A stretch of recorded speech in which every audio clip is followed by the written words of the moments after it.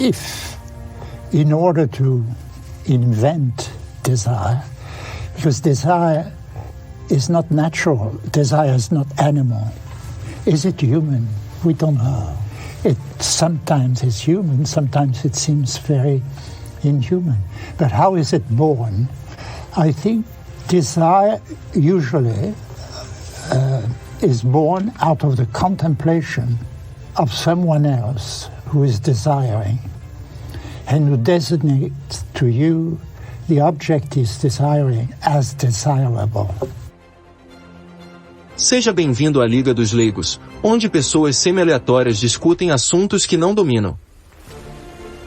Boa noite a todos. A Liga dos Leigos está reunida hoje para discutir o livro de 1978, Coisas Ocultas desde a Fundação do Mundo, escrito por René Girard. Nessa obra, o filósofo teoriza que o impulso humano de imitação é o principal motivador por trás da história e da evolução. A partir desse conceito aparentemente simples, ele cobre assuntos como a origem da religião, da linguagem, do Estado, a constante presença de violência ao longo da história humana e o apocalipse para o qual as sociedades contemporâneas caminham. René Girard nasceu em 1923 e faleceu em 2015 e foi autor de diversas obras e Coisas Ocultas desde a Fundação do Mundo é considerado sua obra principal. Para discutir comigo, Zeno Stoico, hoje estão aqui Jusilei Encanador. E aí galera, tudo bom? Salazar Oluso. Olá, tudo bem? E Pepe Peripatético. Boa noite. Boa noite, pessoal. Quem sugeriu a obra foi o Salazar. Fica à vontade aí, Salazar, para dar sua introdução. Eu sugeri a obra porque assim, é uma obra até conhecida, eu acho, nos meios acadêmicos e não é tão popular, mas tem uns temas bastante interessantes e foge um pouco do que a gente vem discutindo aqui no podcast, né? Que é um tema mais ligado à filosofia. É claro que nós não temos a pretensão, é claro, de sermos filósofos ou grandes teóricos de filosofia, mas eu acho que o tema é interessante e ele faz uma exploração sobre a religião que eu acho que é bastante inusitada, né? Como é que eu fiquei sabendo desse tema? Através do Olavo de Carvalho, né? O Olavo de Carvalho foi a primeira pessoa que escreveu um artigo falando sobre o René Girard há muito tempo atrás, e eu sempre tive a vontade de ler o livro, apesar de não ser um livro que é uma entrevista, na verdade, né? Não é um livro tradicional, né? Que conta, não é uma exposição tradicional, né? É um diálogo entre... É psicanalista, eu acho que eles são psiquiatras até, né? Dois psiquiatras, isso. E o René Girard, né? E aí ele começa a desenvolver a teoria dele, que é a teoria do desejo mimético, a relação dela com o cristianismo e com temas como psicologia freudiana e outros temas que até são mais difíceis para quem não é acadêmico, né? Inclusive nós. Então acho que foi esse o mote aí da escolha, né? O René Girard, ele passou grande parte da vida dele estudando isso, né? E toda a obra dele culminou com esse livro que é a dita obra-prima dele, que é a primeira vez que ele expõe a importância do cristianismo e por que o cristianismo é diferente de todas as religiões, segundo a teoria dele do desejo mimético. É o primeiro livro no qual ele saiu do armário como cristão, né? Pode-se dizer assim. Sim. Que é um dos motivos da má vontade da academia com ele, na verdade, especialmente a academia pós-moderna, foi exatamente essa diferenciação que ele fez do cristianismo, da maneira como ele saiu do armário como cristão, né? Eu não sei, ele teve uma vida acadêmica bem prestigiada, mas a impressão que eu tenho é que a teoria do desejo mimético, ela não goza de uma legitimidade muito grande, muito pela relação dele com a religião, né? Por várias coisas, né? Eu acho que... Adianto... Vai em frente, Sandro. Não, falar que um dos sintomas disso é que é muito difícil achar os livros dele, né? Assim, a gente não achou audiobook, não achou Kindle, assim, a editora brasileira tá com a obra fora de catálogo. E os exemplares da obra, da tradução para o português, estão sendo vendidos a 400 ou 500 reais em estante virtual já. Sério, eu não fui ver o preço, não sabia disso. Pra mim, eu desafio maioria, não sei, eu pergunto qualquer estudante de humanas que porventura escute podcast, eles estudaram o girar durante a graduação ou pós, né? Isso é interessante. Me parece que não é algo que faz parte de nenhum currículo básico. Isso já mostra uma coisa interessante, né? Editora brasileira tá com a obra do René Girard, acho que é A Paz e Terra, se eu não me engano. Você entra no site, na primeira página do site é só Paulo Freire para todo lado. Pois é, exatamente. Né? Bem, você não vai ver o René Girard na Boitempo, com certeza. Mas a Paz e Terra também não é uma editora que se possa ser caracterizada como de direita ou até mesmo liberal, vamos dizer assim. Não. A Paz e Terra tem um background, um catálogo assim, e uma história muito ligada à esquerda também, como a maior parte das editoras brasileiras. Quando soube que era a Paz e Terra que tinha editado os livros dele, isso há uns 15 anos, se eu não me engano, falei, cara, que onda, velho. Mas eu vou te falar uma coisa, viu? Isso faz algum sentido, porque, se eu não me engano, foi o Violência e o Sagrado, aquele livro dele de 62, é isso, né? Que foi o livro, na verdade, ele meio que inaugurou a ideia do desejo mimético. Aquele livro foi muito bem recebido por esquerdistas em geral. Por quê? Porque ele tratava do desejo mimético, mostrando que um dos aceleradores, um dos fatores que desregulou o desejo mimético no sociedade ocidental foi exatamente o capitalismo liberal desenfreado moderno, né? E até ali ele estava sendo muito bem quisto pelos esquerdistas de então. Na verdade, foi essa toada dele rumo ao cristianismo que acabou estragando ele para essas pessoas todas, né? Eu tenho que lembrar que uma das coisas que ele faz, inclusive depois, no próprio Coisas Escondidas da Fundação do Mundo, é criticar o próprio marxismo, né? Que é coisa que ele não tinha feito diretamente, especificamente, anteriormente. Então isso ajuda a explicar porque inicialmente ele era bem quisto e subitamente ele virou um maldito, né? Basicamente, ele critica tantas coisas no livro que eu acho que ele deve ter irritado todo mundo. Quase 100% da academia, né? Porque ele marxismo, o próprio freudianismo, digamos, né? Ele acaba com Freud, que era um negócio... Ele acaba com Freud no livro, né? Vamos ser honestos. O estruturalismo, que também é uma outra corrente. O Levi-Strauss. Uma série de coisas que ele critica. Isso não deve ter sido fácil, né? E eu acho que a segunda parte do livro, em que ele revela o cristianismo como sendo uma religião realmente única, né? No que diz respeito ao contexto da teoria dele, também não deve ter ganhado muitos adeptos num mundo acadêmico basicamente ateu. Né? Sim.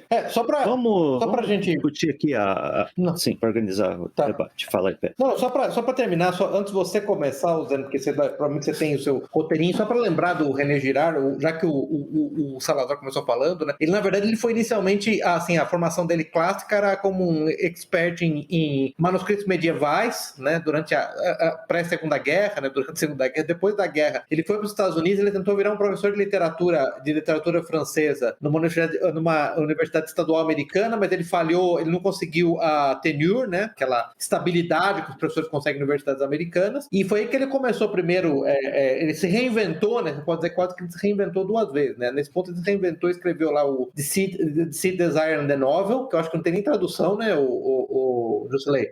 Basicamente onde ele estava falando da estrutura da verdade novelística lá, Cervantes, Stendhal, Dostoiévski e o Proust, né? E aí teve a nova metamorfose dele, onde ele virou o que a gente vê agora, que ele é um antropologista, filósofo antropologista, um exegeta de mito, vamos dizer assim, de ritual, né?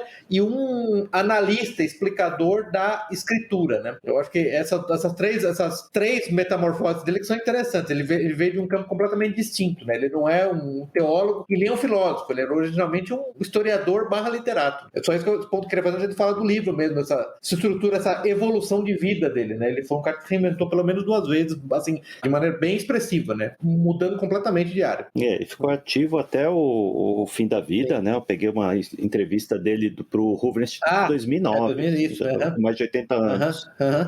Aquele Uncommon Knowledge. Isso, Uncommon Knowledge, muito bom, muito bom. Altamente recomendado, boas entrevistas lá. Peter Robinson, né? O Peter Robinson, que é o entrevistador. Isso. Mas, por favor, Bom, vamos falar aqui da teoria dele. Bom, o livro todo, praticamente todo, gira em torno da teoria o que ele chama de desejo mimético, né? Que segundo ele, simplificando grosseiramente a teoria dele, o ser humano é movido pelo impulso de imitar os outros, imitar os mestres, imitar outros. Isso é a base de todo aprendizado, né? No aprendizado formal, é basicamente você imitar o que o professor está ensinando, mas o que ele aborda aqui é que a gente imita também os desejos de pessoas que a gente admira, que a gente quer ficar igual. Esse é o desejo mimético, que parte do desejo por um objeto, né? É que essa parte fica meio confusa para mim, assim. O objeto a gente imagina uma coisa material, né? Eu não sei se a visão que vocês têm. Eu acho que o mais primitivo, numa forma mais primitiva, existe um negócio que ele determina como a aquisição mimética, que é o desejo é mediado por um objeto, que pode ser um objeto real ou um objetivo, né? Só que à medida que isso evolui, esse objeto ele passa a não ser tão importante. O que é importante é a rivalidade entre o que eles chamam de duplas, né? De pares, que desejam a mesma coisa, mas não necessariamente essa é uma coisa real, né? Ou seja, a rivalidade é mais importante do que qualquer objeto, né? O objeto é esquecido. Assim, é muito complexa realmente a teoria, né? Eu acho que o insight, né, o Salazar, desculpa cortar, mas só para... É que eu acho que, eu não sei, para mim, o aspecto mais crucial, que eu acho que está inclusive no Violência e no Sagrado, né, é que, para mim, a sacada primordial dele, ele vai para o Aristóteles, lê o Poética do Aristóteles, o Aristóteles fala que o homem é entre os animais o que tem maior capacidade de mimese, e aí ele distingue o Girard apetites de desejos. Eu acho que essa é a coisa mais primordial, né? Esse apetites que até os animais têm, você tem necessidade, sei lá, de comer e de tomar água. Mas uma vez que essas necessidades básicas estão atendidas, você continua a almejar e desejar coisas. E por que você almeja e deseja coisas? E aí que vem o ponto primordial. Já que o ser humano tem essa capacidade única de mimese, aliás, ele aprende linguagem imitando a mãe, né? Esse é um exemplo lá que ele deu, como o Zeno mesmo falou, ele aprende a tabuada imitando o professor, ele começa a determinar os desejos dele numa relação meio, vamos dizer, quase que dialética, né? Observando os desejos de outras pessoas. E aí, eu acho que foi no intento de ser mais genérico possível que ele usou o termo objeto, né? Eu acho que esse ponto, acho que vale a pena dar um exemplo. Acho que o Peter Robinson até tentou fazer com ele um exemplo lá nessa entrevista que a gente viu, né, Zeno? Mas assim, a ideia básica você simplesmente é tangido pelas suas necessidades básicas. Você é tangido por essa... É quase como se fosse um status relativo comparando-se com o que outras pessoas desejam. Acho que um exemplo típico, né, os negros americanos. Qualquer negro americano é tipicamente muito mais rico que qualquer contraparte africana, né? Os cidadãos negros afro-americanos, eles são muito mais ricos do que suas contrapartes que ficaram na África. E ainda assim eles são em constante estado de ressentimento, em constante estado de luta e de briga. Por quê? Porque você tem uma outra contraparte, aí entra o que ele chama de o rival, que almeja, por exemplo, nesse caso, um status específico, que seja, por exemplo, a entrada no MIT, né, no Massachusetts Technology, que o outro lado tem. Então, eu acho que é por isso que ele usou, eu vejo assim, por essa razão que ele usou o termo objeto, porque o objeto pode ser uma posição, pode ser uma coisa, pode ser realmente uma coisa, né? Pode ser que eu quero andar de jatinho, de Gulfstream, G5, igual o Elon Musk anda, né? Não importa que eu já tenha uma vida com necessidades básicas já atendidas, eu quero andar de jatinho, pode ser uma mulher, ou pode ser simplesmente uma posição de status específica. Então, esse para mim que é a sacada. Agora, a grande sacada é você tem essa característica primordial do ser humano, essa característica leva a criar competição, porque quando o objeto desejado ele existe em quantidade o bastante para ser dividido, você tem a cooperação. Só que é uma enormidade desses objetos, né, seja uma mulher, uma posição de status ou muitas vezes uma riqueza específica, ela não pode ser dividida e ela não tem para todo mundo. E aí nasce a competição. E aí que vem a sacada genial dele, que é poxa, se tem competição, entra no ponto que o Salazar está falando, chega um ponto no qual a competição acaba sendo o fator mais importante do que o objeto desejado. É mais importante estabelecer a dominância sobre o adversário, vencer o adversário, do que simplesmente obter aquele objeto por si só. Eu acho que às vezes a gente dá um exemplo típico que ele dá com crianças, né, que todo mundo que tem filhos sabe o que acontece quando você tem 2 irmãos ou 2 primos brigando pelo mesmo brinquedo, e você vê a reação de decepção da criança quando você dá 2 brinquedos idênticos. O desinteresse quase que imediato, quase que instintivo, altamente, profundamente imbuído na natureza básica da criança, na psique da criança, quando os 2 têm o mesmo brinquedo. Acaba o próprio interesse pelo brinquedo, né? Essa que é a grande sacada para mim, e a grande sacada aí entra no ciclo, né? Para mim o grande ponto é o ciclo, né? Como é que você estabelece cultura, né? Como é que você estabelece as civilizações? Como é que você sai... Lembra que tem uma parte do livro, né, o Salazar, que ele chama do processo de hominização. Como é que você transcende, você passa de animais para homens, porque é diferente de homens e animais. Para homens, exatamente. Então você tem que ter o desejo mimético, ele leva a quando o objeto pode ser compartilhado, leva a cooperação, quando não pode ser compartilhado, é competição. Só que a competição, aí ele entra no que ele chama da crise mimética, porque a competição acaba sendo contagiosa. Quanto mais você vê pessoas competindo, ele fala de contágio mimético. De contágio mimético, ele usa o próprio termo contágio mimético. E aí você chega numa situação no qual ele usa inclusive aquele termo do próprio Hobbes, né, da guerra de todos contra todos. Você tem todos competindo contra todos pelos mesmos objetos. E a questão basicamente, ele chega a falar de sociedades que não conseguiram resolver esse enigma e se desapareceram, se autodestruíram, né, num ciclo de violência sem fim, e sociedades que resolveram isso. Agora, qual o mecanismo da resolução? Né? Acho que essa é a grande sacada, essa é a segunda grande sacada dele. O mecanismo de resolução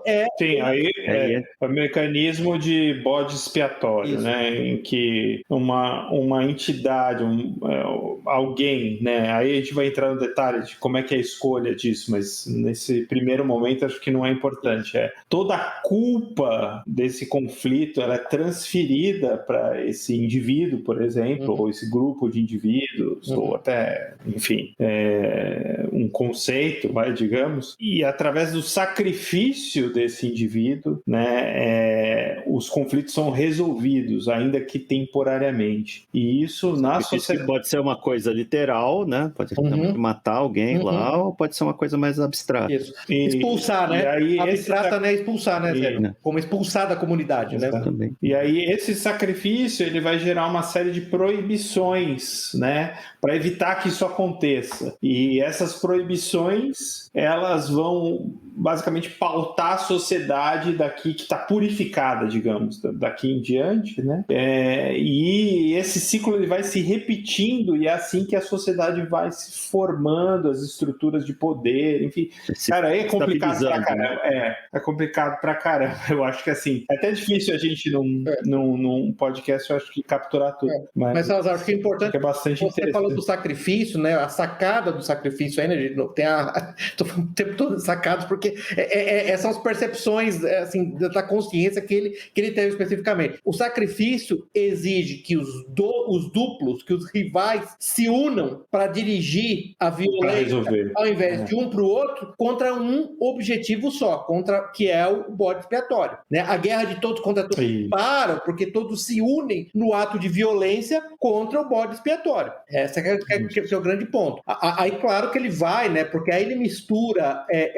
Acho que o primeiro livro chama Antropologia Fundamental. E aí ele tenta demonstrar, né, a veracidade da observação dele, que ele insiste que é uma observação, não é simplesmente uma teoria, uma observação, verificando esse processo de bode expiatório em praticamente todas as civilizações antigas, tanto ocidentais quanto não ocidentais, onde essa estrutura sempre existia. Na verdade, o que acontece com o sacrifício do bode expiatório, esse sacrifício acaba sendo ritualizado, ele acaba virando um rito, por isso que o Salazar falou que isso é ciclicamente repetido, né? Você tem um novo contágio mimético, um novo ciclo de violência, que é terminado com a violência dirigida contra o bode expiatório, e você estabiliza a sociedade, e com o tempo você cria um ritual em cima desse ato de violência. A ideia aqui é direcionar o impulso violento que é inerente a um objetivo só, eu acho que é um termo que ele usa, de novo, não lembro se é no Violência Sagrada, eu acho que é naquela Evolução e Conversão, que ele até fala. É a democracia de todos menos um. Todo mundo concordando em dirigir a violência contra um só, para reestabilizar a sociedade, né? E esse ritual acaba sendo a origem da base da religião. Sim, porque a vítima, ela ganha um status sobrenatural, digamos, né? De resolução desses problemas. Então, ele fala muito sobre esse mecanismo eu não sei nem se a tradução é correta, né? Vitimização, coisa parecida, onde toda a culpa desse conflito é transferida para essa pessoa, para essa entidade, que seja, e ela, a partir daí, ganha ela vira algo sagrado para aquela cultura. É muito engraçado, né? Porque ela passa a ganhar um status de transcendente, digamos, para aquela cultura, digamos. Sim, porque foi a fonte da paz, né? Exatamente. Daquele sacrifício, ela estabeleceu a paz naquele grupo. Zena, e é mais impressionante porque ela primeiro foi a fonte da desordem, né? Como é que pode uma criatura ser a fonte de toda a desordem? Só aí ela já tem um princípio divino, sobrenatural, né? Como é que uma criatura só pode causar toda aquela desordem? E depois a morte dela, né? O sacrifício dela traz a paz, né? Só nisso o endeusamento do bode expiatório, né? Que o termo, de novo, né? Só para lembrar, o termo vem da Bíblia, né? Na verdade, era no caso do bode expiatório, no Antigo Testamento, na antiga religião judaica, era o bode sobre o qual eram impingidos os pecados pelo sumo sacerdote e enviado para o deserto. Se eu não me engano, ele fala no livro da etimologia da palavra, né? Que é basicamente scapegoat traduzido para o hebreu, o bode destinado a Azazel, que é o nome de um demônio que habitava o deserto. É algo desse tipo. Depois eu vou até confirmar, mas eu acho que era exatamente isso, né? Então já tem essa característica divina, né? E eu não sei, acho que para dar um exemplo, só porque a gente tá falando, não sei, nós estamos com 20 e poucos minutos, e o pessoal está falando, what the fuck this guys are talking about, né? Então acho que eu peguei com um exemplo, é verdade, fica, um exemplo bom do próprio Girard, eu acho que é do Evolução e Conversão, né? É uma obra do século II depois de Cristo, né? A vida de Apolônio de Tiana, acho que é um exemplo bom. E basicamente é um guru Apolônio de Tiana, né? Escrito pelo Filostratos, né? Um filósofo grego, né? Depois, pós-nascimento de Cristo, tá? Só para dar um exemplo, é relativamente recente, né? Mas por exemplo, que acontece em Éfeso durante um tempo de crise, né? Onde a violência contínua e a desordem social. O Apolônios, né? Basicamente, o Apolônio seria hoje uma espécie de militante, tá? O Apolônio se traduziria hoje como militante, tá? Organizador comunitário, esse tipo de coisa, tá? Diretor de ONG, tá? Ele acha os efeitos... É verdade, Boulos. O Paulo Boulos, exatamente. Aí ele acha a comunidade nessa crise social, né?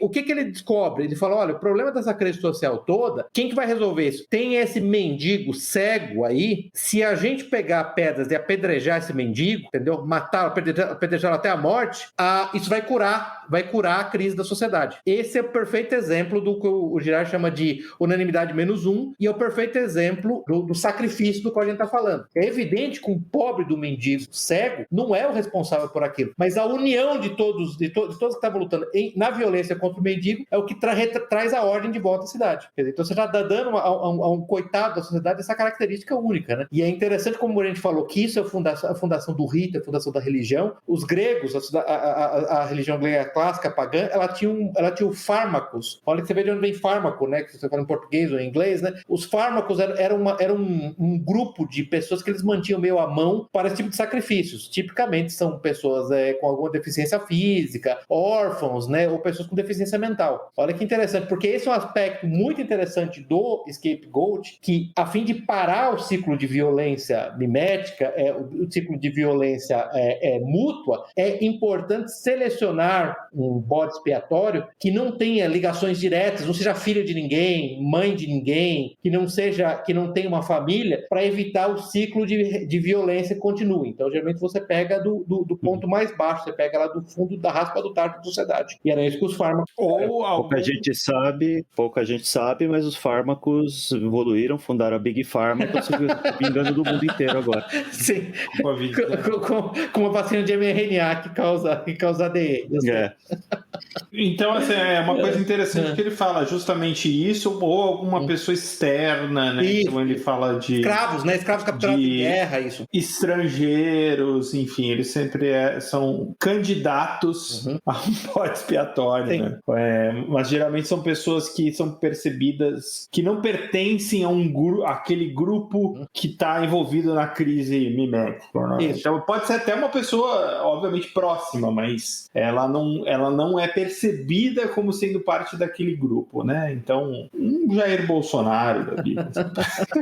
Naquela série Vikings tem um episódio que tem um sacrifício desses, né? Tem o Ragnar tá levando lá um escravo, um cristão que eles capturaram para ser sacrificado lá o cara não sabe, né? Vamos lá, vai ter uma festa, vai ser legal, você vai gostar. E na última hora lá um outro viking se voluntaria, né? Não, deixa que essa bronca eu assumo. Aí o cara é sacrificado lá, matam ele ritualmente para, sei lá, para trazer essa estabilidade lá pro grupo deles, né? Você vê que é um evento muito mais recente, né? Sim. Tá passando no século, sei lá, ano 500, ano 800. E aí, uma das coisas que leva a essa teoria que eu acho que é interessante é a formação da religião, as religiões primitivas, né, como ele fala, que elas vêm para botar ordem nesse ritual, porque se esse ritual não for organizado, digamos, a violência tende a escalar de uma forma descontrolada, né? E aí ele entende que as religiões primitivas, o sacerdócio, ele tinha uma função de trazer paz à sociedade através de um ritual, e esse ritual onde havia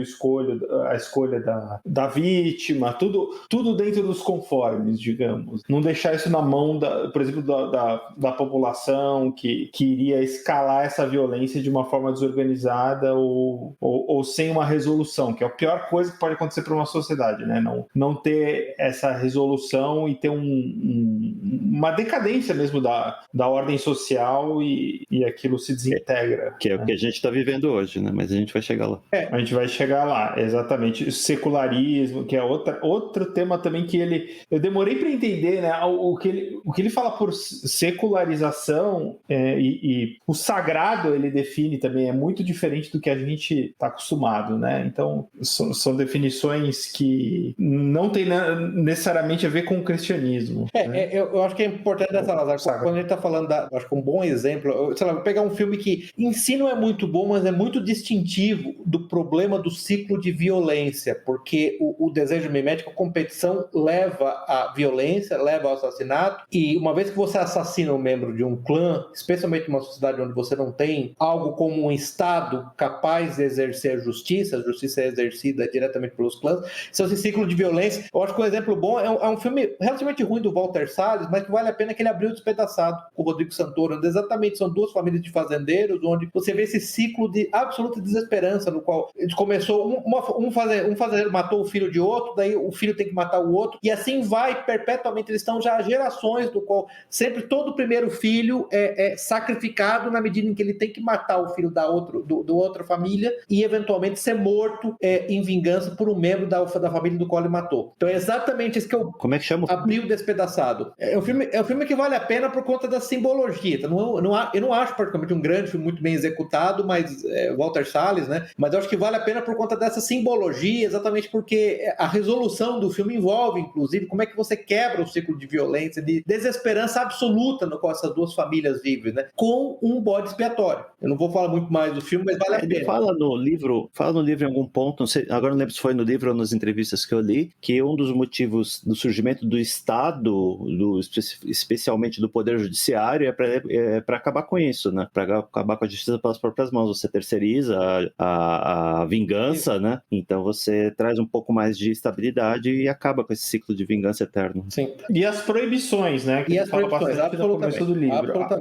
Como é que surgem as leis, por exemplo, ou as regras entre grupos, membros de um determinado clã, por exemplo? É através das proibições que vão trazer regras, muitas vezes que parecem arbitrárias, mas não são, que elas tentam segurar a escalada do desejo mimético, né? Então ele dá um exemplo até muito engraçado, que é o incesto, né? Ele fala muito sobre o incesto como sendo... da onde surgiu, digamos, a proibição do incesto, né? Tudo que estava disponível para um determinado grupo em certa abundância, como comida ou até mulheres, digamos, né? Eles poderiam ser estopins, digamos, do conflito mimético entre as partes, né? E isso, para ele, na opinião dele, é uma das razões de existir esses tipos de proibições, né? Onde tem clãs muito fechados e disputa entre homens, entre mulheres do mesmo clã, e isso acabava gerando uma proibição. Como você colocou agora, né, Salazar? Ele coloca que as proibições têm essa função de proteger dos conflitos que o desejo inevitavelmente provoca, e ao mesmo tempo também nessa parte do livro, acho que já é mais para a terceira parte, ele fala que quanto aos bodes expiatórios aí que a gente estava discutindo agora há pouco, que é preciso rejeitar todos aqueles que Freud, Marx, Nietzsche, para ficar em 3 vítimas do Girard ao longo do livro, ofereceram para a sociedade, né? Que o pai, a lei, a burguesia, os capitalistas, o ressentimento. Exatamente. E coloca também, que eu achei interessante, que a modernidade hoje, lembrando que esse é um livro do final dos anos 70, então quer dizer, um período em que os boomers estavam na universidade, em que a França dele estava num secularismo radical que vinha desde maio de 68, ele já fala que a modernidade acha que o desconforto dela ali, essa crise que deu no pós-modernismo depois, é um produto de uma camisa de força que vem todos esses tabus, as proibições, o sistema judiciário, só que não é assim. E aí, quanto mais esses pós-modernos acham que estão trabalhando para realizar uma utopia, e aí você insira o seu ativismo preferido nessa posição, eles estão mais trabalhando para reforçar aquele mundo competitivo que os controla, né? O desejo em si, confundindo os obstáculos com aqueles que o parceiro mimético deles é que está criando. Se você vê o mundo pós-moderno, ele trabalha para remover certas proibições e adicionar outras. É muito, muito interessante. Mas o ponto então, que ele faz no terceiro livro é exatamente esse, Salazar. O ponto que ele faz, ele fala, o igualitarismo radical das ideologias revolucionárias do final do século XIX, ao remover barreiras, por exemplo, de ascensão a postos de poder devido à família, devido a sangue, na verdade permitir que qualquer um possa chegar ao poder total simplesmente pela meritocracia. A meritocracia é um fator extremamente desestabilizante para a sociedade, porque na verdade você estimula a competição e você estimula o ressentimento, que é muito comum nesse caso. Olha, se tudo é meritocrático e eu, aos meus olhos, tenho mérito absoluto, se eu não estou no ponto mais alto, é por quê? Por quê? Porque um bode expiatório impediu que a meritocracia idealizada acontecesse e eu atingisse a posição que me é de direito. Muito importante, muito importante. Você fica você tira, quando você depõe ali, sei lá, a nobreza, a aristocracia, aqueles que eram vistos como tendo algum motivo de sangue ou qualquer coisa parecida por trás, você acabou com os parâmetros da sociedade e aí, não diretamente, mas você vendeu um lance meio Xuxa em lua de cristal, né? Tudo que eu quiser, o cara de cima vai me dar. E a hora em que você não consegue, você tem que achar o seu bodinho expiatório, né? Mas agora você não acha como sociedade, né, o Jusilei? Eu acho que essa que é a percepção fundamental. Não é mais societalmente, mas como cultura que você está achando, é como indivíduo. Então é como cada indivíduo fosse a sua própria cultura a partir de agora, e cada indivíduo tem que ser o seu mito nacional da morte do sacrifício do bode expiatório. Mas o que a gente está vendo hoje é que são os indivíduos, mas os indivíduos estão se reagrupando em grupos que estão elegendo os bodes expiatórios, né? Quando vai o Black Lives Matter nos Estados Unidos, bota para quebrar lá, eles estão tentando se rearranjar em torno do mito que os brancos racistas são culpados de todos os problemas deles. Sim, mas cada um deles, o que os une, hein, Zeno? Para mim esse é o ponto. O que os une? O que os une é exatamente o ressentimento individual de cada um deles de não ter o que eles deveriam ter, entendeu? Se eles não têm o que eles deveriam ter, porque alguém impediu. Não é porque eles não têm mérito. É quase impossível para o ser humano se examinar, se julgar. Lembra quando a gente fez o episódio lá do Ciência, Política e Gnosticismo, né? Qual é a característica do gnóstico? Ele nunca acha que ele está errado, que a deficiência está nele. A deficiência está no universo, está em Deus, está em todo mundo menos nele, né? Sim, mas mesmo esse tipo de evento, acho que é importante a gente visitar, porque são duas coisas que o livro trata que a gente consegue ver na prática, que é o ciclo de violência, né? Botando para quebrar lá, tá matando quem que passar pela frente, e essa contaminação mimética, né? De repente, você pegar um indivíduo daquele que tá lá jogando coquetel molotov na polícia e perguntar, mas explica aqui, vamos lá, vamos entender aqui suas inspirações. Ele não vai saber explicar, ele está sendo contaminado lá pelos memes, né? Sim. Vamos dizer assim. Sim. Se você pegar os negros americanos como um cross-section, né, uma corte da sociedade americana, você vai ver também que a seção social entre os negros nos últimos 40 anos, né, depois do final do... Direitos civis.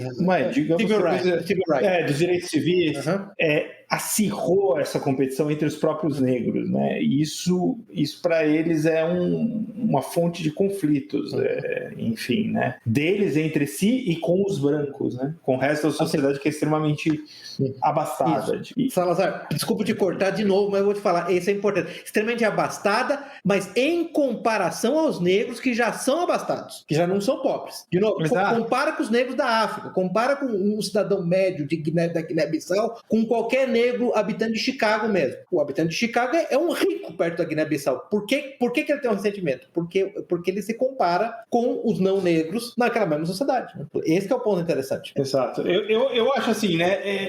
O trabalho do René Girard, assim, eu acho que esse tipo de livro, ele merece umas 3, 4 leituras. Sim, merece. Sinceramente, cada vez que você lê, você vai aprender uma coisa nova, né? E ele realmente é um estudioso, né? Independentemente da teoria dele ser aplicável a todos os casos ou não, mas o mecanismo, ele é claro, né? Ele existe na sociedade. Você pode até discordar de tudo que o René Girard fala, mas existe esse mecanismo. E uma coisa que eu acho bastante interessante uma das coisas que ele fala no livro, né, é que a sociedade, quando ela tomou o caminho da ciência, ela basicamente está atuando num negócio que ele chama de tornar o mecanismo do sacrifício invisível, que é a pior coisa que pode acontecer. Não, ao contrário, né? Não é o contrário. Ele fala que o mecanismo do sacrifício, do scapegoating lá, ele funciona enquanto que as pessoas não estão cientes que ele é um mecanismo de estabilidade, que está ali para trazer estabilidade para a sociedade. Se as pessoas começam, realmente isso aqui é um teatro que a gente está fazendo, isso aqui não matar o sacrifício real, imaginário, não tem função nenhuma, é simplesmente para aliviar a tensão, ele perde a função. Mas Zeno, ele perde a função, mas a natureza atávica do ser humano faz com que se recorra novamente a ele. Por isso, nesse aspecto, o Salazar vai criar um novo. Você cria um novo ineficaz. Sim. Você cria um novo que agora não é mais eficaz para estabilizar a sociedade e que não tem mais nenhum tipo de amarra ritual. Aí volta o ponto que o Salazar falou uns 10 minutos atrás, né? Que a função do sacerdote era disciplinar a violência cometida contra o bode expiatório. Quer dizer, como você desacralizou, desreligiosizou a sociedade como um todo, agora todo mundo é seu próprio sacerdote, todo mundo é seu próprio vitimizador e a própria vítima. Então, nesse aspecto, o mecanismo ficou invisível. Assim. Exato. Ele continua existindo, mas ele é invisível, entendeu? É a pior das situações, porque agora... Ele é invisível, exatamente. Porque agora a violência ritual, que era estabilizadora, agora é desestabilizadora. Eu acho que a gente não está tocando no ponto importante, né, gente? Que, assim, o Zé não lembra da entrevista, ele até fala, né, o René Girard fala que tem aquele livro como é que chama? Do James Fraser, né, The Golden Dawn, né, que é um livro do final do século XIX, onde ele tenta estabelecer uma estrutura básica dos elementos primordiais de religião, né, e o René Girard fala, olha, esses elementos básicos realmente existem, você pode verificar isso na prática, você pode verificar isso observacionalmente, né? E o cristianismo tem esses elementos. Daí ele até fala, o erro dos cristãos é querer negar que esses elementos são comuns. Não tem problema nenhum em negar que esses elementos são comuns. Porém, o cristianismo tem uma diferença primordial, né? Aí a diferença primordial, você pode dizer, numa primeira análise ao contrário do bode expiatório de todos os mitos clássicos, começando com o Édipo, né? Ele fala muito do Édipo, que no final das contas resolveu o problema em Tebas se matando, né? Se cegando, na verdade, depois se matando, né? Na verdade, ao contrário de todos os mitos dizem, o sacrifício de Cristo foi o sacrifício de um bode expiatório que era sem pecado. Então, na verdade, numa primeira camada, você pode dizer que você está removendo o poder do ritual. Ele chega a falar que o cristianismo desacralizou sacralizou a sociedade do cristianismo quase como se o cristianismo destruísse a religião como a gente havia entendido até o momento. Porque, em primeiro lugar, fica cara a mentira do sacrifício ritual do bode expiatório. O bode expiatório ele não é um criminoso sobrenatural. Nesse caso, ele é a vítima perfeita, sem mancha, sem mácula, né? Ele chama isso de análise de uma leitura sacrificial de Cristo, mas aí ele tem uma segunda camada, ele vai mais longe, ele fala que, na verdade, isso mostra claramente que a morte de Cristo não foi sequer um sacrifício per se, ela ocorreu devido à natureza inerente, violenta dos seres humanos, violência mimética, que se recusaram a aceitar o reino de Cristo, né? O reino de Deus. E nisso, sim, o cristianismo é literalmente, completamente diferente das religiões, e ele até chega a dizer, o cristianismo é que encerrou as religiões. E eu gosto muito daquele termo que eu estou tentando lembrar, como é que era aquele termo, como é que chama o Karl Jaspers, né, aquele filósofo alemão, né, quando ele fala de eras axiais, né, que ele fala que houve uma era axial entre os séculos 8 e 3º antes de Cristo, no qual basicamente a consciência humana se expandiu e as grandes religiões foram criadas, as primeiras grandes religiões foram criadas, né? O Girard, em certa medida, ele fala do cristianismo como uma espécie de segunda era axial, onde o mecanismo de expiação do bode expiatório ficou claro que ele não era mais verdadeiro e que as duas soluções para os seres humanos, na verdade, eram ou aceitar essa dimensão radical do evangelho ou se recusar a isso e caminhar para a violência, né? Tem um texto muito bom do Stephen Morrison, né? Ele fala das 7 teorias do sacrifício de Cristo, né? E geralmente as teorias elas são no sentido que o sacrifício de Cristo e o René Girard fala bastante sobre isso, né? Foi uma espécie de satisfação da justiça universal de Deus, porque Cristo morreu pelos nossos pecados. A teoria radical do René Girard é que, na verdade, Cristo não morreu devido a nenhuma demanda divina. Ele morreu devido à rejeição da sua mensagem, do reino de Deus, só deixou a humanidade um caminho possível, o reino da violência. Então é interessante notar que ele tem uma visão completamente radical do aspecto do cristianismo, né? Eu acho que isso fica bem claro na parte que ele fala sobre a maldição dos fariseus, né? Que eles põem os fariseus como realmente perpetuando o ciclo de violência, né? Sim. Não, esse pedaço do livro, eu li, fiquei bastante chocado, não sei se vocês tiveram isso no primeiro contato com o Girard, porque aquilo desmente, basicamente, tudo que, não vou dizer que nos ensinaram, mas que é apregoado por aí por praticamente todos os cristãos praticantes, os catequistas e tudo mais, que é a história do sacrifício de Jesus, e você pensa, cara, como assim? Eu tô aqui na Terra há 40 anos, tô me ensinando isso há 35 e não tem sacrifício, mas aí ele fala, por exemplo, não tem violência entre os que tomam parte no parto da Virgem, né, que é ela, o anjo de Deus, não tem violência ali. O próprio fato de Cristo aceitar a condenação à morte é uma renúncia dele à violência, mostrando mais uma vez que a violência parte do homem. Por aí vai também. Nos evangelhos, a violência é sempre atribuída à humanidade, jamais a Deus, no Apocalipse, inclusive. E a essa altura, nem a morte do justo tem a capacidade, o poder de reconciliar a humanidade. E que Cristo não é Deus porque foi crucificado, mas porque ele é nascido do Deus eterno. E quando você lê aquilo, você pensa... Desculpa, eu mesmo fiquei, assim, impressionado. É um negócio que eu não digeri muito bem ainda. Não sei se eu entendi como eu deveria entender e falei, cara... É a mesma reação que eu tive. Só para falar, Salazar, Juscelino, foi exatamente a mesma reação que eu tive. A um só tempo maravilhoso e perturbador, porque, na verdade, um dos pontos que ele faz é uma espécie de indiciamento de literalmente toda a igreja histórica, de toda a celebração histórica do cristianismo. Na verdade, basicamente, todo mundo até hoje estava errado. Né?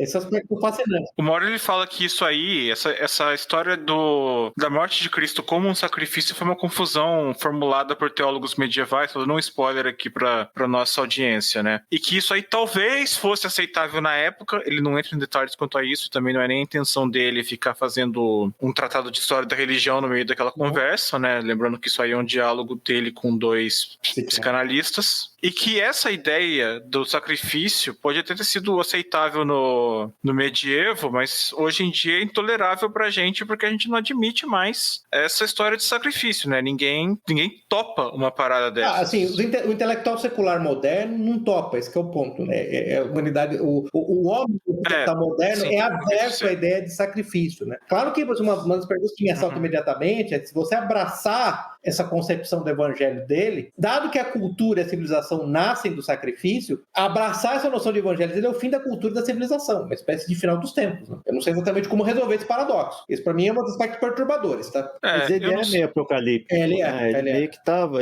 Ele foi formado, vamos dizer assim, na esteira da Segunda Guerra Mundial, Guerra Fria, né? Tava ali esperando o apocalipse nuclear a qualquer instante. Naquele livro... Em 78, quando o livro foi escrito, tava no auge dessa questão. Né? Aquele livro dele... E, Zeno, é engraçado que você falou que ele é apocalíptico, mas é engraçado que sobra até pro apocalipse quando ele expõe os motivos dele, que ele fala que o apocalipse de João é, abre aspas, claramente menos representativo da inspiração do evangelho do que os capítulos apocalípticos dos evangelhos em si, fecha aspas. Né, Zé, o ponto, ele é apocalíptico, inclusive aquele livro dele, eu até discuti outro dia com o Salazar, aquele Battling to the End, né, que eu acho que é um dos últimos livros dele, se eu não me engano, né, basicamente apocalíptico. Bem interessante. E o que ele sustenta, não sei se as pessoas, fica claro para os ouvintes, mas é o seguinte, o apocalipse vai ser trazido à sua fruição não por Deus, não por uma determinação ou uma ação divina, porque segundo ele, o ponto dele é que não há qualquer sombra de violência em Deus. Ele vai ser trazido pela rejeição do evangelho e pelo mergulho da humanidade na violência, no ciclo de violência mimética, sem uma possibilidade de moderação através do ritual, através do rito de sacrifício do bode expiatório. Tá? O ponto dele é o homem por si só que vai trazer o apocalipse, não é Deus. Em certa medida, Jesus avisava que isso ia acontecer. Aliás, né, só para deixar claro, a coisas ocultas dentro da fundação do mundo, né, o texto, o título do livro, na verdade, advém do Evangelho de São Mateus. São Mateus. Quando ele fala, eu vou abrir minha boca em parábolas, eu vou proferir o que foi escondido desde a fundação do mundo. E o que foi escondido desde a fundação do mundo é essa ideia de que o sacrifício do bode expiatório é, na verdade, uma ritualização mentirosa da violência, da culpa do bode expiatório para esconder a violência da civilização da massa que precisava concentrar os seus impulsos num só ser, num só indivíduo, num só objetivo. Essa que é o grande ponto do coisas da fundação do mundo. Mas eu diria que o livro 2, são 3 livros, são Antropologia Fundamental, aí tem meu Deus, me fugiu o título, eu até anotei aqui Antropologia Fundamental, as escrituras judeu-cristãs, escrituras judaico-cristãs, e o terceiro é Psicologia Individual, né?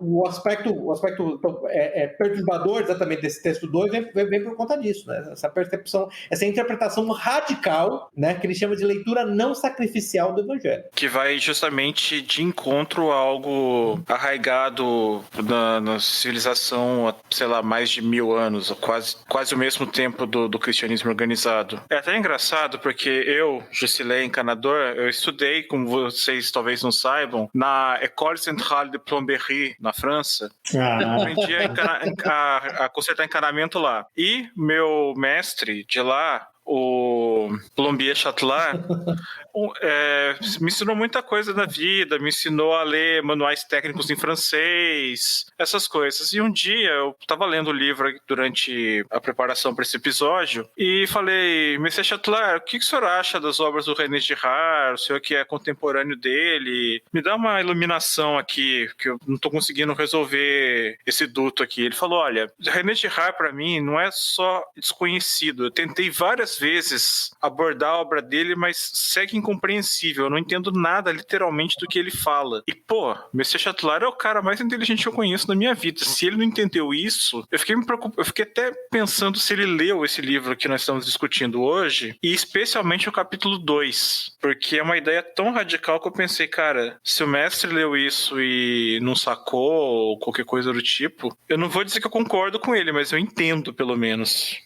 Eu acho que o livro 2, que é justamente onde ele fala sobre essa leitura não sacrificial do Evangelho versus a leitura sacrificial, né, que é a, digamos, mais tradicional, é realmente o ponto alto do livro e que causa impacto, né? Não é um negócio fácil de digerir mesmo, mas talvez é por aí que o trabalho dele seja único, né? Não tem... Até mais do que a teoria do desejo mimético, né? Você acha mesmo? Eu acho, porque a teoria do desejo mimético, eu acho que ele chega até a falar isso no livro, tá? Que tem alguns outros scholars, estudiosos que estudam desejo e imitação, né? Então, isso de alguma forma já tinha sido explorado, talvez não da forma que ele fez, né? Mas já existia um trabalho prévio disso, tá? Agora, essa leitura do Evangelho, eu não sei.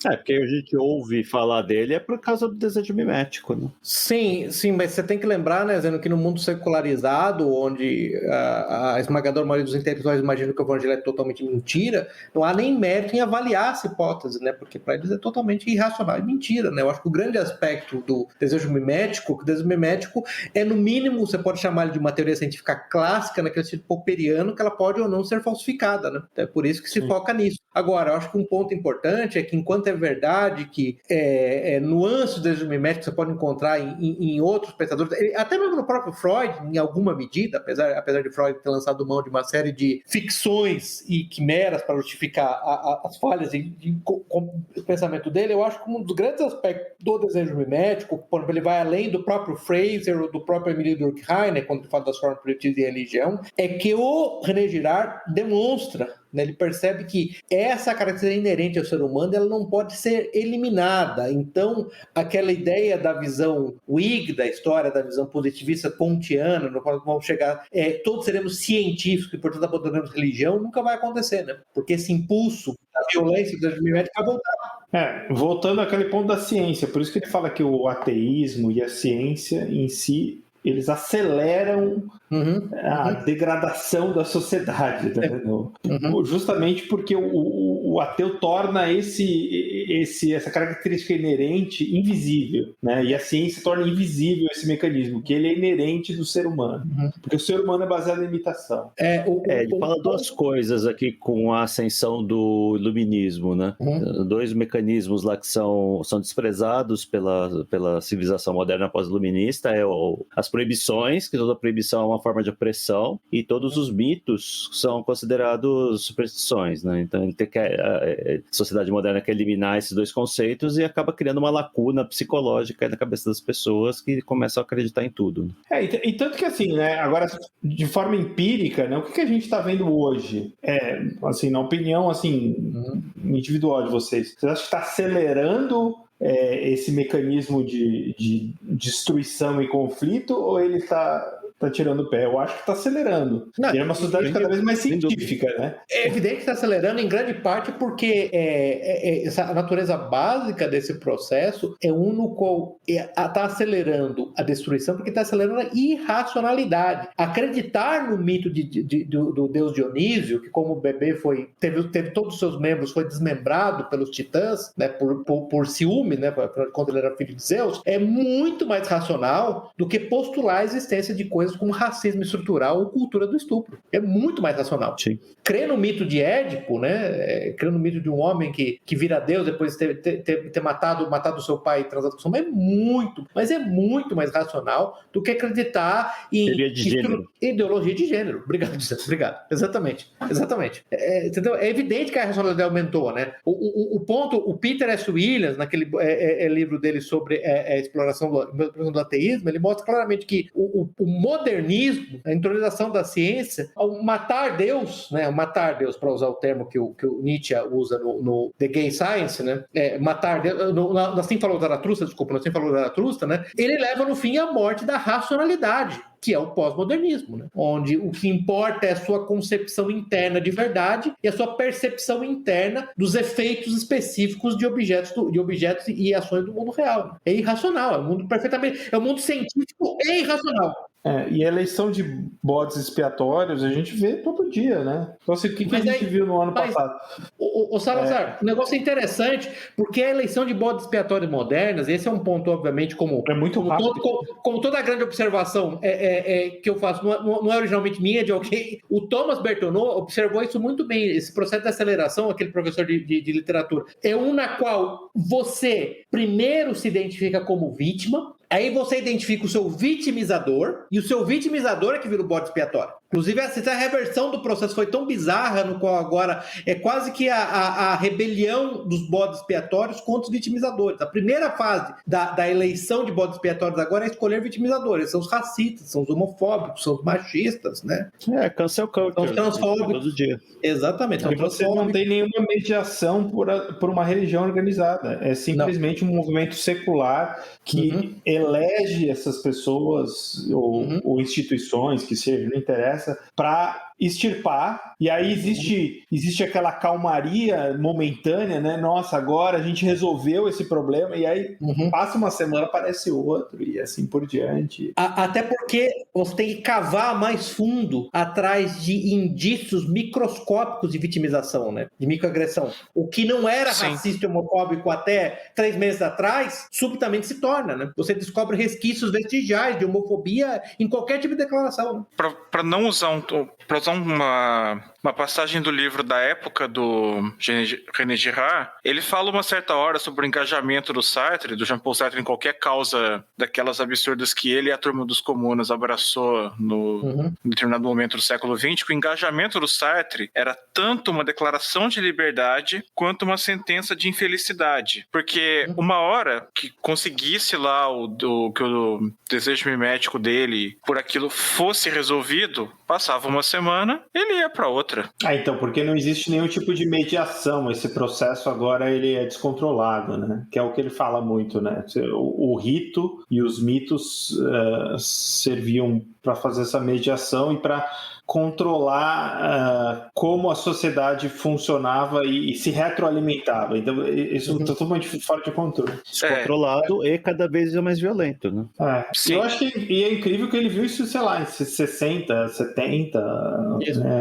E ao mesmo, mas tem também aquilo que ele deixa em aberto, que é a solução para isso. Uma hora perguntam para ele, ou ele mesmo faz uma pergunta retórica, se voltar àquela contrição que era antigamente, aquela repressão, vamos dizer assim, que era antes sobre os bodes expiatórios e tudo mais, se seria o ideal. Ele falou, não, só resulta em tirania daí. E não tem como voltar nesses mecanismos. É a mesma coisa de voltar, discutir o feminismo e falar, melhor se as mulheres voltassem a não trabalhar, casar virgem e tudo mais. Não volta. Não tem como voltar isso sem uma ruptura violenta, né? Então, o meu ponto é esse. O René Girard, em certa medida, é um revolucionário na medida que ele nega a possibilidade de volta. Mas se ele nega a possibilidade de volta, então a única coisa que sobra no processo é que esse fogo que se iniciou é que ele arde até que consuma a cidade inteira, né? Não, eu não diria nem que ele é revolucionário. Acho que ele é apocalipse. Talvez ele seja revolucionário no sentido que ele entende que o apocalipse vai ser inevitável e a aceleração desse processo é algo que ele vê como natural, digamos. Né? Ele vê como inevitável. Ele vê como inevitável. Talvez ele seja revolucionário nesse sentido. Mas eu acho que ele está muito mais concentrado no sentido, olha, como a natureza humana é assim, e o evangelho, ele é a salvação, digamos, esse processo vai ter que correr esse seu curso, né, até o apocalipse, e a salvação é a conversão, digamos. Mas, o Salazar, excelente ponto que você fez, mas esse é um dos aspectos mais perturbadores do livro, para voltar no termo que o Jusilei usou, que eu usei quando eu falei com você sobre o livro há um tempo atrás. Ele deixa claro que o abraçamento da conversão, do evangelho, do reino de Deus, só pode vir pela renúncia simultânea da humanidade a toda violência. O que não vai acontecer. Portanto, não é uma solução. É uma impossibilidade, né? É uma impossibilidade. Então, a única coisa que sobra é o apocalipse. Sim. Em certa medida, para usar aquelas divisões tripartites da história, né? Por exemplo, que Comte usava, Hegel usava, de vários deles, acho que o Joaquim de Fiora também usava, né? Da idade do pai, a idade do filho, a idade do espírito, né? Para falar de uma nova era futura. No fundo, o apocalipse vai acontecer por amor, a renúncia simultânea de todos os seres humanos à violência, ou o apocalipse vai acontecer pela violência. Não tem muito o que fazer, o apocalipse já chegou. Então, nesse aspecto, eu concordo que ele é apocalíptico. Mas, precisamente por ser apocalíptico, é que, como todo apocalíptico, como todo aceleracionista, ele recusa aceitar, admitir a possibilidade de restauração. Esse aspecto fascinante dele. Ele definitivamente não aceita isso, basicamente não tem retorno. Uhum. E isso é interessante, né, Zeno? Porque volta ao ponto que você falou, ele, como todo ser humano que atingiu a sua maturidade intelectual e moral nos anos 50, 60, 70, é profundamente impressionado com o espectro da aniquilação nuclear nesse processo, né? Sim, tem uma sombra que pairava sobre essa geração, né? Uhum. Quem nasceu nos anos 90 ou depois dos anos 2000 não sabe o que foi isso, não tem ideia do que foi isso, né? Mas assim, era quase uma certeza, né, que o apocalipse nuclear ia acontecer, só tinha uma dúvida quanto a quando, né? Sim, até porque ele quase aconteceu, pelo menos em 2 ocasiões, né? Na crise dos mísseis cubanos e no final dos anos 80, né? E que nos anos 80 só não foi pra frente porque os Estados Unidos conseguiram levar a Rússia, a União Soviética à exaustão. Não, teve um episódio nos anos 80 que teve um diagnóstico falso positivo lá do sistema de detecção russo, comandante lá de defesa mandou disparar os mísseis.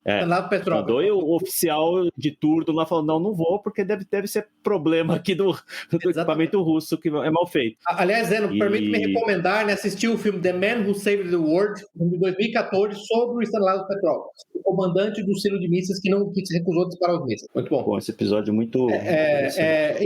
Mas eu acho interessante, viu, Zeno, a gente tá falando disso porque, por exemplo, a doutrina militar russa moderna, ela tem, dentro dos seus parâmetros fundamentais, contínuo exercício e contínuo planejamento de uma guerra nuclear com os Estados Unidos. Quer dizer, isso sumiu da visão de uma sociedade consumida nos seus desejos sensuais, mas isso nunca saiu da mente dos planejadores militares. Aliás, o Juscelino, não sei se você lembra do Andrei Martyanov, aquele estrategista militar soviético, ele tem um livro muito bom sobre as capacidades militares americanas. Ele sustenta que o Kremlin acredita piamente que eles poderiam sobreviver a uma guerra nuclear com os Estados Unidos. Isso nunca desapareceu. Os chineses têm planos similares, né? Até pela imensidão das suas populações, acreditam que podem absorver o impacto de uma troca nuclear. Então isso nunca saiu, na verdade, do campo de visão, vamos dizer, metafísico da humanidade, né? Apesar de ter saído... Mas isso é ruim que isso tenha saído do imaginário popular, né? Sim, é ruim, concordo, é verdade, é ruim. Você vê, isso não passa mais por Hollywood, não passa mais por seriados, televisão, não passa mais por livros, né?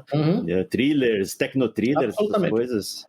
Absolutamente. Aliás, teve um livro que eu li em 2034 que fala de um conflito entre a Rússia entre a China e os Estados Unidos, e é meio melancólico, assim, né? Porque ele descamba rapidamente por um confronto nuclear por falta de opção, porque eles não conseguem resolver o negócio. Então acho que hoje está muito mais provável. A probabilidade existe, talvez seja muito mais complicado de se resolver.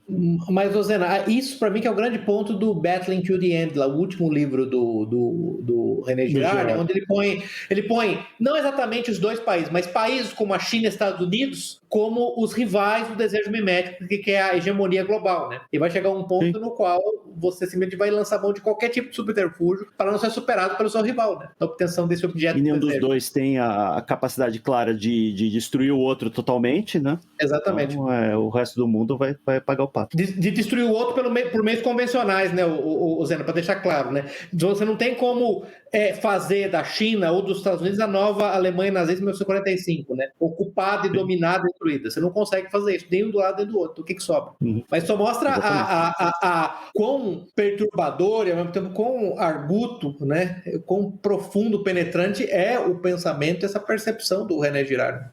Realmente, Juscelino, eu entendo lá o seu mestre encanador, é perturbador, para usar a palavra que você usou, realmente perfura profundamente na alma. Ler René Girard é uma experiência que, eu não sei, posso dizer te muda. É assim que eu vejo. Entendeu? Entrar em contato com o pensamento do René Girard te muda inexoravelmente. Eu não estou nem dizendo que eu estou comprando a teoria toda, tá? Só para deixar claro. Sim. Até porque eu acho, né, o Zene Salazar, no livro 3, lá quando ele vai falar de psicologia interindividual, ele usa o desejo mimético como uma base para explicar, inclusive, perversões sexuais como homossexualismo, né, lesbianismo, masoquismo e sadismo. Sadomasoquismo.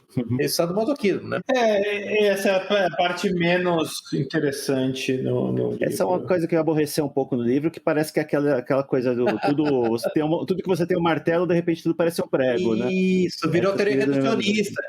Parece, engraçado que na Evolução e Conversão, o livro subsequente dele, ele elogia muito Darwin, mas ele me parece ser parece muito tão reducionista quanto Darwin, né? Para Darwin, assim como para Darwin, os evolucionistas, tudo é adaptação evolucionária, para ele tudo virou desejo mimético, né? Isso realmente me preocupa. E eu concordo com vocês dois que é a parte mais chata do livro, eu vou deixar claro. Mas eu acho que... Eu achei um porre de parte, tá? Não sei quanto a vocês, eu achei um porre. Assim, tem partes que no final, por exemplo, assim, é claro, tem várias partes que eu acho que você tem que ter lido muita coisa antes que a gente não leu, que eu não li, por exemplo. Mas no final, em particular, muita coisa passou por cima da minha cabeça, assim, tipo Proust, eu não leio Proust. Então, eu acho que fica mais complicado. Ele fala muito sobre Heidegger, né? Que é complicado. Bem hermético. Eu não acho que é a parte mais interessante. Para mim, o livro 2 realmente é o livro 1, que eu acho que é interessantíssimo, porque ele constrói tudo que é necessário para chegar no livro 2. Não, o livro 1 é interessante, o livro 2 é perturbador, é assim que eu colocaria. E o livro 3 eu acho que já começa a tangenciar essas coisas, porque psicanálise também dominou o século XX, né? O Freud realmente gente, é uma presença do século XX muito grande. O Salazar, para deixar claro, uma coisa boa, gente, ele na cabeça de Freud, tá? Pelo menos isso é bom, vamos ser honestos.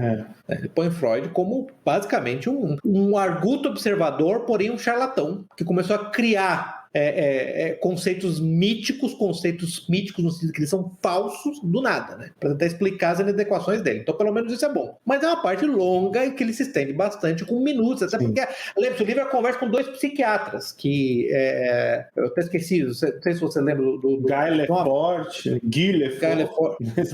Eu até anotei aqui.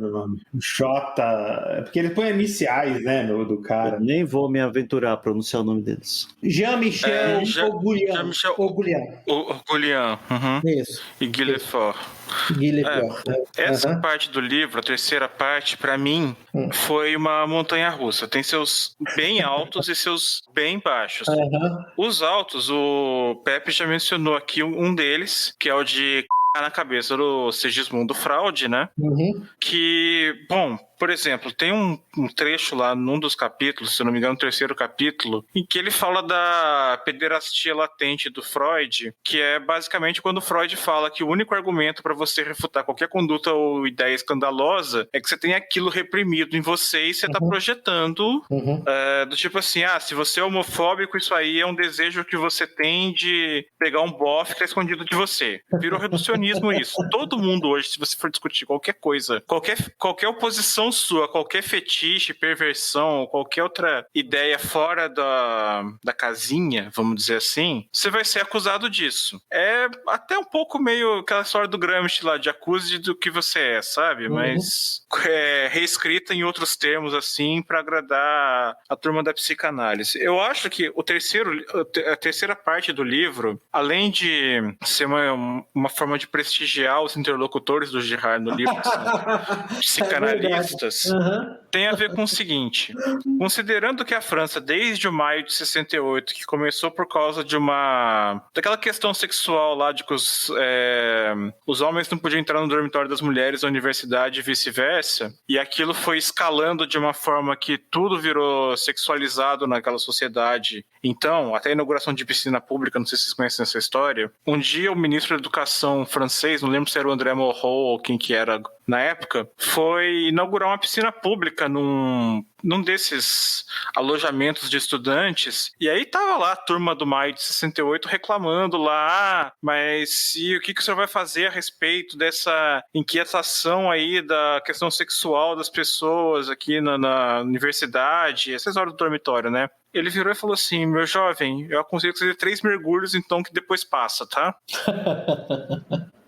Mas é basicamente isso. Você tinha, na época, na França, ainda um debate ainda residual dessa história. 10 anos depois, Então eu acho que nesse ponto foi meio que uma tentativa de endereçar certas questões da sociedade francesa da época, mas que analisado hoje não tem a mesma força, o mesmo impacto, a mesma força mesmo do resto do livro, entenderam? Aí, além disso também, o Salazar mencionou agora que ele não leu Proust ainda. Eu também não li. Eu comprei o Em Busca do Tempo Perdido para ler um dia que ainda não chegou. Até porque são 2.100 páginas, se não é um negócio tão trivial. Não achei tempo para ler, realmente. 2.100 páginas. E ele fala... 2.100 páginas. Nossa, isso aí não dá, cara. 2.100 e o Girard fala de como ele gostou muito do Jean Sautel, que é a versão beta do Em Busca do Tempo Perdido, em que tem vários capítulos sobre transfiguração do ego, quando o poeta se desilude com o mundo, e aí nisso ele retorna ao próprio ego, que o consola pelo sofrimento dele de não conseguir encarar o mundo, essas coisas todas, que eu achei bacana, em oposição a você, Salazar, mas não é um negócio tão impactante quanto, evidentemente, as ideias que ele tem sobre o cristianismo que estão descritas no livro 2. Isso. Mas tem algumas coisas interessantes, do tipo assim, nesse capítulo do Proust, que aliás o Girard fala que entendeu melhor o desejo narcisista do que o próprio Freud, ele fala que o desejo mimético do poeta, do Proust ou de qualquer outro, sempre pensa que está escolhendo o caminho da vida, mas está sempre indo rumo à esterilidade e à morte. É o discurso do pós-modernismo, desde Hegel, Freud, Heidegger, todo Nietzsche, mundo lendo o Novo Testamento como se fosse o Antigo, que é uma questão que ele coloca importante lá de você não ler o Novo Testamento, que acabou com o sacrifício com os olhos do Antigo, que era basicamente a violência, o desejo mimético e o sacrifício, se eu não entendi errado. E também de que o importante nessa história do poeta, do Proust e todos os outros exemplos que ele dá, é que o homem não é que ele precisa se livrar da imitação, mas imitar o único modelo que não corre o risco de tornar um rival fascinante, que é Cristo. E que seguir Cristo daí implica abandonar o desejo mimético. Essa parte eu achei interessante, a conclusão, mas eu concordo que a parte 3, em comparação com as outras duas, não é tão forte assim. Ela é mais datada.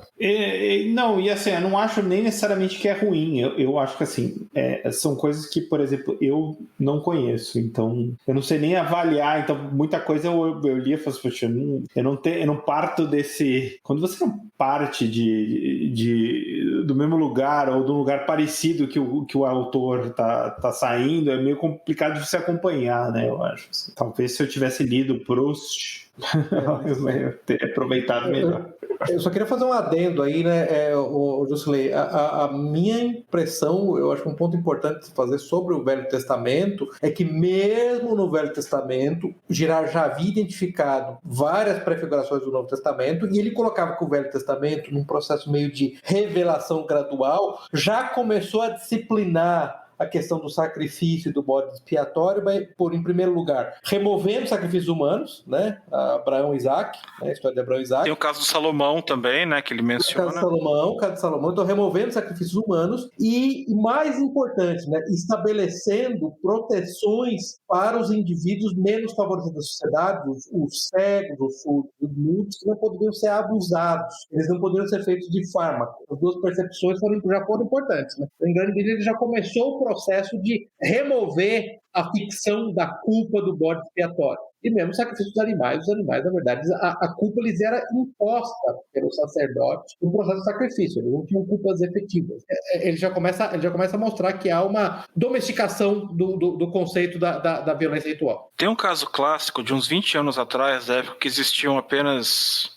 mais de 20 até, da época de BBS, lista de discussão por e-mail, que uma vez eu recebi um e-mail falando lá, entre aspas, a hipocrisia da Igreja Católica e não sei mais o que, falando que não é para seguir a Bíblia assim, assim, assado, citando o livro do Levítico.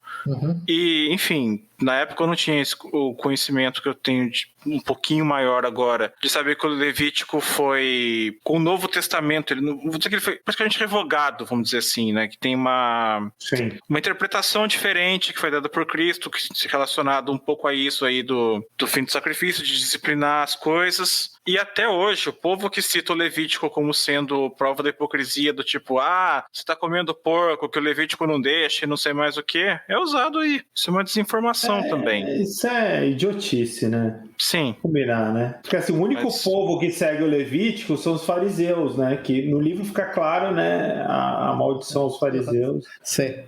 Que fala justamente sobre as proibições, né? E fala sobre o quão complicado é seguir essas proibições, dado que a revelação de Jesus Cristo, enfim, né? Pois é, mas as proibições, elas só são válidas como elementos estabilizatórios da sociedade enquanto o mecanismo não é revelado. Jesus revelou o mecanismo, as proibições deixaram de ter sentido estabilizante. É esse que é o grande ponto. Né? Você traz isso à baila, você traz isso à luz, você remove o poder estabilizante dela. Esse que é o grande ponto. E o Gerard fala justamente no começo, acho que é no começo do livro, né? O porquê que a razão dessas proibições serem tão, às vezes, absurdas, né? Hoje em dia, você olhar para ela e falar assim, você não pode comer o animal com a pata assim assado, né? Porque tem um motivo, né? Sim. Historicamente, algumas dessas proibições eram sanitárias, né? Nem todas eram de rituais, assim. Não pode comer frutos do mar, certas religiões não pode comer porco. Porco tem certas doenças que são transmitidas, né? É muito difícil de prevenir, então acabam cancelando o porco, né? Não, e as proibições, no geral, elas têm um motivo, né? Elas não podem ser removidas à torta direito, né? Isso é outra coisa que ele fala no livro. Isso é um problema que a gente vive hoje, né? Porque hoje você tira as proibições e você libera o desejo mimético. Então o homem quer se tornar mulher, mulher quer se tornar homem, o pobre quer viver como se fosse rico e sobra frustração para todo mundo. Fazendo uma ponte aí com o livro que nós analisamos aqui nessa Liga dos Leigos, The Devil's Pleasure Palace, isso. Deixou de ser por quê e virou por que não? A pergunta que se faz diante de uma remoção, de uma proibição ou de um tabu como esses. A gente já chegou a falar aqui, desde o primeiro episódio, né, gente, sobre inclusive tecnologia social, né? Que várias proibições são tecnologias sociais. Aí vem aquela frase, eu acho que foi o Salazar que tinha falado daquela frase que era a cerca do Chesterton, né? Antes de remover uma cerca, se pergunte por que a cerca estava lá, né? Qual que é a função que a cerca fazia? Essa tecnologia social, qual é a função que ela estava desempenhando? E se você vai remover essa tecnologia social, o que você vai colocar no lugar como elemento estabilizatório, né? Elemento civilizatório e estabilizatório. Inclusive tem um livro do Girard que fala justamente sobre... É um livro também interessante, talvez se ler, que é aquele Eu Vi Satanás Cair como um relâmpago. Pai do céu. Como relâmpago, isso. Exatamente. Então, eu acho que tem muito a ver com essa ideia de por que a remoção dessas proibições acelera a decadência do homem. Mas eu acho que essa é a atitude geral, a diferença da atitude geral, quase que emocional, né, do reacionário versus revolucionário, que é tudo que importa, não é direita e esquerda. Bobagem. É reacionário e revolucionário. O reacionário vai olhar para qualquer tradição, inclusive tradições que são, em última instância, repulsivas, como sacrifício humano, e a primeira pergunta que ele vai fazer, se essa tradição sobreviveu, qual era a função que ela desempenhava na sociedade? Você lembra que ele fala da explicação de Voltaire, que toda religião, na verdade, é uma conspiração dos padres, uma imbecilidade completa dos padres e dos bispos? Na verdade, essa é a atitude, né? É imaginar que é tudo uma grande conspiração, tudo um grande grife, um grande golpe, versus perceber que ela tem uma função específica, né? Civilizatória e estabilizatória. Mas essa é o discurso que a gente vê hoje, né? O discurso das pessoas que falam que o socialismo nunca foi tentado na prática, né? É a igreja opressora, a igreja matou 7 milhões de mulheres lá na Inquisição, e não sei o quê. 7 bilhões, né? Por que não? Já que a gente vai fazer números bizarros. Não, eu gosto daquela uma das feminazes dizendo: nós somos as netas das bruxas que vocês não queimaram. E aí vai ver, cara, é tudo neta de beata de igreja, de mulher que fazia macarrão em casa. Isso. Meu irmão, para com isso. Com 8 filhos, que nunca trabalhou fora de casa, exatamente. Isso. Alguém tem uma conclusão, hein? Não tem uma conclusão, mas eu acho que é um livro muito interessante de se ler. Talvez tenha algum livro mais introdutório. É um livro difícil de ler, viu? Eu confesso. É difícil. É denso. Aliás, preciso confessar para vocês que eu não li o livro. Eu li o resumo. Aí nosso bode expiatório. Vamos sacrificar. Vou sacrificar. Queimem-no agora! Enrolação, né? Ele fala muito de... Não, livro difícil. Livro difícil de ser encontrado, livro difícil de ser lido. O sacrifício do Zeno vai ser, ele vai ter que tirar uma foto com o livro, igual aquela Priori lá, aquela menininha lá. É Priori. Vai ter que tirar uma foto com o livro. Tomando vacina e com o livro na mão, entendeu? Essa é a pena dele. Eu acho que o pessoal, assim, talvez ouvindo esse podcast, ele se interesse e leia um dos livros, ou se interesse em ver pelo menos algum vídeo, ou conhecer. A gente vai colocar alguns vídeos nas notas. Bastante vídeo no YouTube. Quando as notas ficarem prontas, eventualmente... Eu não falo mais das notas, eu não falo mais. Quando as notas ficarem prontas, vai ter um monte de notas lá. Assim, mas o meu singelo pedido é, gente, para de se preocupar com voto editável, Brasília, STF, essas merdas todas, e vai ler o livro, pelo amor de Deus, tá? Para de se preocupar. E assim, merda do dia a dia, Bolsonaro, Eduardo Bolsonaro, puta merda, Israel, para com isso, tá? Para com isso, exatamente. O pessoal vai todo domingo o pessoal vai andar na Paulista lá pra falar de alguma coisa e não tem tempo de ler um livro. Pois é. Outra coisa, não se preocupe em entender 100% de nenhum livro. Muito bom. Não é assim que lê livro. Muito bom. Muito bom, Salazar. Obrigado. Não, eu não entendi essa parte. Ninguém entende o livro inteiro, porra. Tem gente que fica lendo um livro 20 anos e não entende inteiro. Então, assim, para com esse negócio de que você tem que entender o livro. Não é uma história em quadrinhos, não é um gibi da Mônica, entendeu? Não, é pra não entender mesmo, várias partes. Anota. O que você não entendeu, anota, né, ô Salazar? Pô, você não conhece o estruturalismo de Henri Lévi-Strauss. Anota isso, depois você continua lendo o livro, pô. Tem coisa que você vai perceber. Exato. Ele cita autores obscuríssimos durante o livro. O Hurling, por exemplo, vai citar o Schelling, que pouca gente conhece. Tem problema, continua lendo. Exato. E aí você pode ler alguma coisa que, se você não entendeu uma determinada parte do livro, você lê alguma coisa na internet. Hoje em dia não tem desculpa, né, gente? Tem material abundante que suporta aquela sessão que você não entendeu. E olha, realmente aqui tá falando dessa coisa aqui que eu não entendi. É que as pessoas às vezes têm medo, assim, né, de ser... Eu não vou ler esse livro porque ele é muito, muito difícil. Tudo bem, é um livro difícil. É denso. Ele é denso, mas não quer dizer que você não vai entender uma parte e vai aproveitar, né? Agora, uma porra é você ler o livro da Ayn Rand, entender e achar uma bosta, que nem eu li. Entendeu? E tem quantas? 1000 páginas? O Atlas Shrugged. Puta livro bosta, que tem 1000 páginas. Que eu tive... Eu desisti, tá? Do Atlas Shrugged eu desisti por volta da página 200. Olha que livro merda, tem 1000 páginas. Aí você chega no final do livro e fala assim, livro de 1000 páginas, é uma bosta. Ô Salazar, a fascinação da direita brasileira com a Ayn Rand é esse negócio deprimente. Vocês são babuínos, tá? Posso te dar uma boa notícia, Pepe? Já foi maior. Sim, sem dúvida, já foi maior. Eu concordo com você, sem dúvida nenhuma, né? A dicotomia direita-esquerda, ela está se desfazendo na medida em que os defensores do capitalismo é lindo, o livre mercado, todos os problemas, está se evaporando por motivos simples, estão sendo surrados, estão sendo apanhando na cara da realidade. Se até o Rodrigo Constantino viu isso... É verdade. Até o Rodrigo Constantino. Muito bom, leiam o livro se conseguirem, se interessarem. Se não se interessarem, leiam os resumos, procurem vídeo no YouTube e depois coloquem nos comentários aqui o que vocês acharam.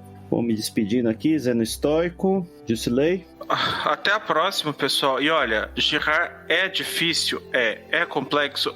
Eu entendi tudo? Não, mas vale. Sério, manda bala. Manda ver. Salazar? É isso aí, presta atenção na maldição dos fariseus. Essa é uma parte chata. E Pepe? As notas que vão ser publicadas junto com o episódio vão ajudar muito vocês a lerem o livro. Boa noite a todos, até a próxima. Encerramos aqui nosso episódio de hoje. Links para os livros, filmes e artigos citados durante a discussão estão no site da Liga. Assine o feed para ser informado automaticamente quando novos episódios estiverem disponíveis. Apoie o trabalho da Liga dos Leigos. Deixe o seu comentário, sugestão ou avaliação no site da Liga ou na sua plataforma favorita. Agradecemos a audiência.